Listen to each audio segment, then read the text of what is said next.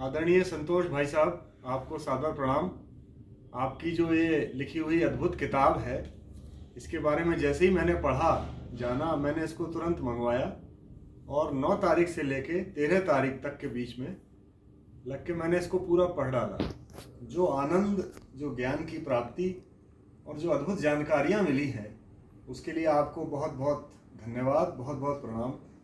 ये वो इतिहास है, उस कालखंड का इतिहास है जब हम लोगों ने भी अपना होश संभाला था, नौकरी में थे, तो हम लोगों को जो हो रहा था उसके बारे में कुछ सोचना का मौका मिलता था।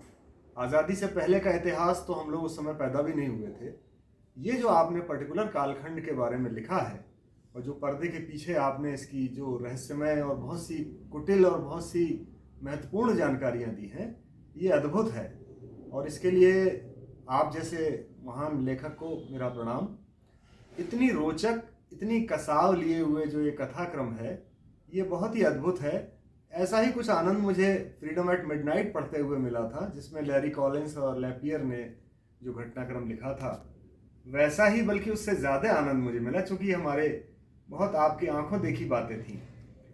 और साथ ही साथ आपने ये भी कोशिश की है, जिस पे हमें गर्व है, कि श्री चंद्रशेखर और श्री वीपी सिंह के इतने नज़दीक होते हुए भी, इतने स्नेही होते हुए भी, आपने उनके जो माइनस पॉइंट्स थे, जो उनकी कमियां थीं, जो उनसे गलतियां हुई, आपने उनको भी इंगित किया है। ऐसा जनरली बहुत कम देखने में आता है, क्योंकि लोग बाग जनरली तारीफ और पॉजिटिव बात ही लिखते हैं। लेकिन चूंकि ये देश के हित का मामला था, देश के हित की बातें थीं, आपने इनको इंगित किया। इसके लिए आपको बहुत बहुत बधाई।